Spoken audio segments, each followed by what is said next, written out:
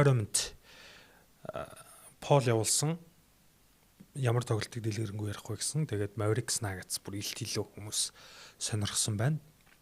Яг ярих гээд түрэн суусан чинь нэг их юм ярьж мэддэггүй. Тэгээд тоглолтоо сая дахиад бут үзлээ. Өдөр Nuggets Mavericks 2 үзчихлээ. Nuggets-аас мэдээж Aaron Gordon, Christian Brown байхгүйгаа бүгд мэдчихэж байгаа те. Mavericks-аас Kyrie тоглохгүй байгаа бүгд мэдчихэж байгаа. За. Kyrie зөвхөн гэж ивчлээ.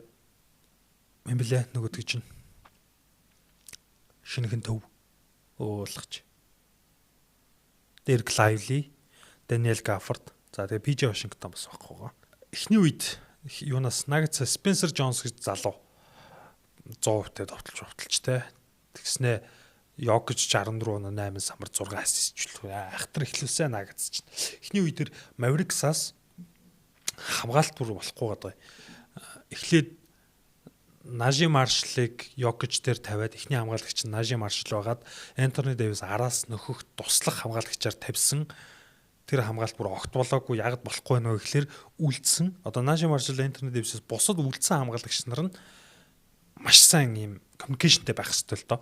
Тийм зүйл байхгүйсэн. Jokic бол тэрийг бол бүтэн ингэж уншиж давуу тал болгож байсан. За тэгээд эхний үедэр дахиад хамгаалтаа солисон. Шууд эхний хамгаалагч нь Anthony Davis болгосон. Тэр үед Spencer Jones асуудалгүй сул гараал тоглоомнуудаа шидэлтүүд нь маш сайн унжсэн. Өнөөдрийн тоглолтоос нэг юм дүгнэлээ. Cooper Flag яг нэгийн эсрэг нэг бол элит хамгаалагч болох бүрэн потенциал байгаа бах. Им багийн хамгаалтанд суралцах зүйл маш их байна гэж бодсон. Айгүй их юм. Ер нь за шууд энийг ингээд зөвхөн Flag-ийн асуудалч биш. Хоёр баг дээр хоёулын дээр нь харагдаж байгаа. Ямар ч ярилцах зүйл баг. Ярилцахгүй байхгүй гэх талбай дээр араас мэдээж одоо Jokic, Anthony Davis те, Najee Marshall, Cameron Johnson гэдэг хүмүүс ярих хэвээр. Jonas Valanciunas гэлтэй. Огт ярихгүй байгаа юм. Тэр ч утгаараа өнөөдөр бүр юм таг хамгаалалттай хоёр багийн тоглолт үзэгдэхлээ. Уг нь Nuggets-аараа Christian Brown урд хамгаалдаг тоглогч те. Урд нэгийн эсрэг нэг хамгаалж байгаа тоглогч. Мэдээж Aaron Gordon л ард байх хэрэгтэй хамгаалагч байхгүй байхгүй. Багийн хамгаалалт тэгээд Aaron Gordon-гүйгээр Christian Brown-гүйгээр бүтэн унж чинь гэдэг Nuggets-д асуудал байна гэсэн үг. Нэгдүгürt, хоёрдугаарт Jokic бол ингээл эхний 3 үед triple double хийгээл те. Айгүй амархан сакс тоглол. Энэ үлрэлжингаа ярьж байгаа. Айгүй амархан сакс тоглож байгаа. Ерөөсөө л зовлонгүй багуудыг баг гэж тоохгүй хань тэрэгэл те. Тэгэл өнөөдрийн тоглолт эхний 3 үед triple double хийгээл маш их гэрэлтэй. Айгүй их гэрэлтэй. Энд сүудэр байх хэрэгтэй шүү дээ. Ийм их гэрэл байж хахад Jokic-ийн тэр сүудэр юу вэ гэвэл хамгаалтын залхуу байдал. Маш залхуу. Jokic залхуу байж болно. Тэрэн дээр ингээл нөхөөл гүүгээл ингээл хэдэн тийш ингэхгүй байж болно л доо. Тэр хүний биеийн чугасаа тэгж гүүх зориултгүй. Нэгдүгээр хоёрдугаарт өөрөө тоглоом дээр бүх ачааллыг үрж байгаа ч гэлээ ярих хэрэгтэй байхгүй. Бүтэн ярих хэрэгтэй. Ярихын тулд давхар бас багийнхандаа тэр яриа нь хүлээн зөвшөөрөгдөх хэрэгтэй. Тим Jokic байхгүй байна. Өнөөдрийн тоглолтын хувьд ч тийм Jokic одоо ингээл дахиад хэрвээ нэг авраг юм нэг MVP авбал эхний 10 руу орж ирэх үгүй юу гэл те бид яриад идэг подкастн дээр. Гítэл яг үнэндээ за Draymond Green-ийг болий. Draymond Green бол бүх анхаарлыг хамгаалт болон найруулга дээр төвлөрүүлдэг хүн учраас хамгаалтан дээр бүтэн ярьдаг байж болно. Супер одуудаас Scottie Pippen, Kevin Garnett, Hakeem Olajuwon гэл бүгд цогсоо зайгүй ярьдаг. За Kevin Garnett бол одоо бүр юм талбайн араас бүтэн гэж удирддаг баг. Бараг эсрэг багийн тоглохыг удирдах нь холгүй тийм амар хамгаалагч бохгүй. Нэг хоёр Scottie Pippen ард хамгаалдаг тоглогч биш шүү дээ. Урд багийн хамгийн шилдгийг хамгаалдаг. Гэхдээ Scottie Pippen урд хамгаалж байгаа юм л ард байгаа хүмүүсээ хүртэл удирддаг байхгүй. Scottie Pippen. Jokic амар хоёр тал тоглохгүй маа гэхэд ядгад ярих хэвээр багийнх нь ойлголцохгүй байгаа байхгүй. Энэ хоёр багт тэмсвэртэй гайхуулаад ах багуудад гайхуулаад ах юм амар хөлбөр юуж байхгүй шүү дээ. Nuggets бол Jokic мөрөө хоёр дээрээс бүх юм явдаг. Mavericks бол өнөөдрийн байдлаар харахад бол ингээл бөмбөгнүүд маш сайн шилжиж байгаа юм. Nuggets-ыг бол илүү сайн шилжиж байгаа. Сүртэй хөлбөр байхгүй. Цэслаануудаа сайн тавина. Сайн бөмбөггүйг ингээл болоо. ийм амархан довтлохоонуудыг аль аль баг нь хамгаалж чадахгүй байна гэдэг чинь огт communication байхгүй гэсэн үг. Жамал Мурray тоглолтын эхний хагасын сүүлд нэг Спенсер Джонстойгоо хөл орооцолтож унаад жоохон өвөр гэсэн.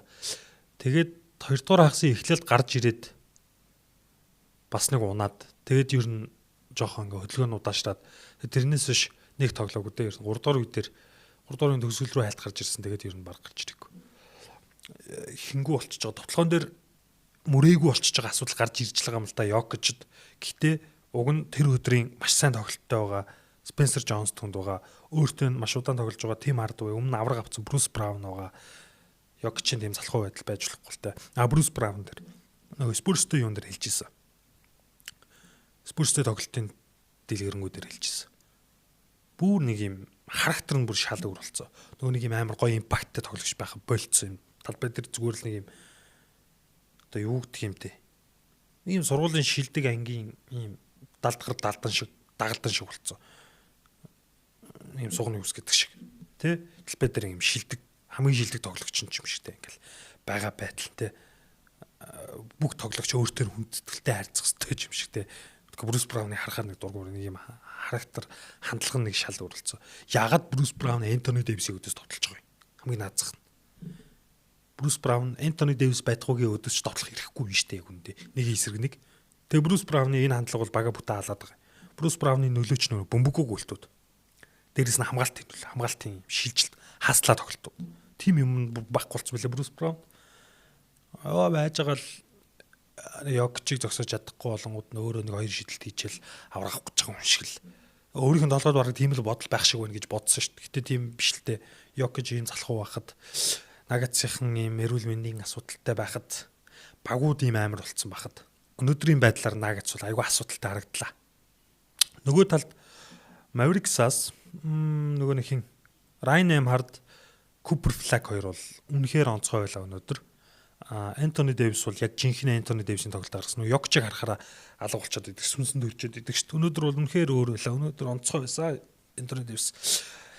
Ryan Nembhard гэж тоглогчийг зогсоож чадахгүй байна гэдэг чинь бас асуудал واخгүй. Би өнөөдөр угаасаа Нагатсыг хожигдсон учраас аврагын хэмжээнд яригдах хэвээр баг энэ лигийн 13 мурд явж байгаа 12-3-аар явж байгаа багт хожигдчих болохгүй л дээ. Тийм хожигдсон учраас өнөөдөр бүтэн болох гэж бичлэгийг хэлсэн. Ryan Nembhard-ийн тоглолт бол яг л юу? Иш Смит байгаа байхгүй. Өөрөө залаад өөрөө тоглолтыг удирдаал, өөрөө залж явж байгаа л дундаа шиддэг, эсвэл гой дамжуултууд гаргаж өгдөг те. Эсрэг багийн хамгаалтыг ингэж нураадаг. Тэгтээ Нагатс ч нэг нураад ахраа хамгаалт байгаагүй л те.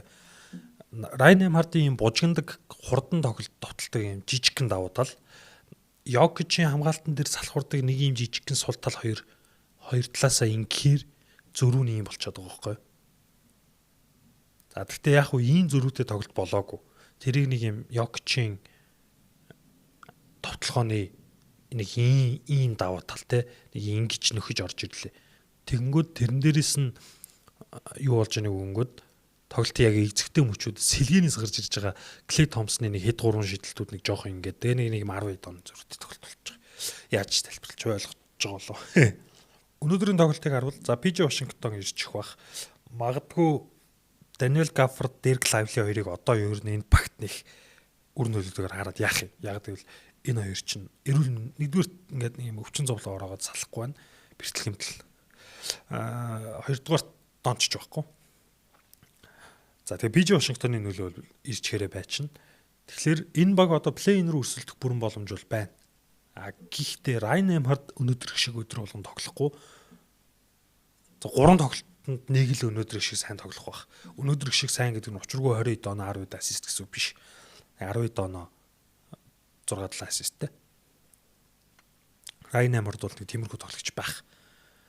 Тэр үед юу байх ёстой гэвэл Jason Kidd хамгаалтаа сайжруулах ёстой.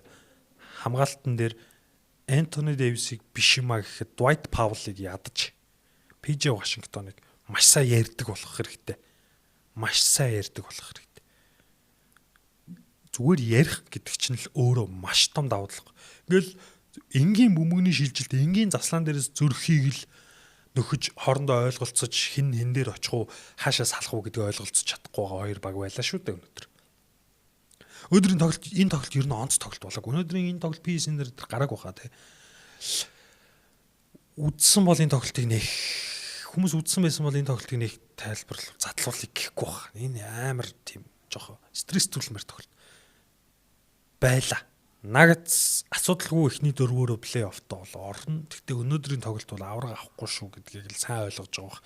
Дэвид Адлман хараа 4-р үеийн сүүлийн 5 минутаар ганцхан завсарлагад орж ирсэн баг. Бүтэ асуудал байна гэсэн үг. Бүтэ асуудал байна гэсэн үг. Зогсоо загуу завсарлагад авцсан байж тээ ингээл байсгаал завсарлага аваад юма шийдэх гээл үзээд л энэ. Nuggets-ийн хамгаалтаараа дан нэг эсрэг нэг л хамгаалсан баг. Хүнээ авч л ерөөсө байр шиж биш, зооны биш, одоо юу гэдгийг ямар ч аль ч хамгаалтыг авах үзүү. Дан байр шиж хүнээ авч л хамгаалсан. Тэр тийм энгийн хамгаалтыг ойлголцож чадахгүй нэ гэж бодохоор жоохон муул байх юм л та. Онцлоод авахаар довтлогоо байхгүй. Бид нар Nuggets-ийн сагсыг бол ичнэ олон жил үзсэн.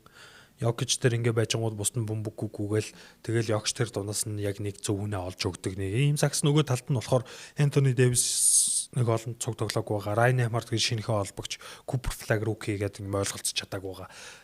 Нэг юм хоёр баг л. Уусаа Jason Kidd тэр багт тоглохны юм гоё онцлог хөлбөр суулгана гэж байхгүй л те. Тим хэмжээний дасгалж болгоч биш. За тэгээд өнөөдрийн онцлог тоглолт бол санал асуулгын үр дүн дээрээс ийм тоглолт байла. Одоо маргааш энэ тоглолтуудаар уулзцгаая. Баяртай. Дайжгүй төгсгцэн. Маргааш энэ тоглолтуудаар дуусгацгаая. Баяртай. Бэт байла.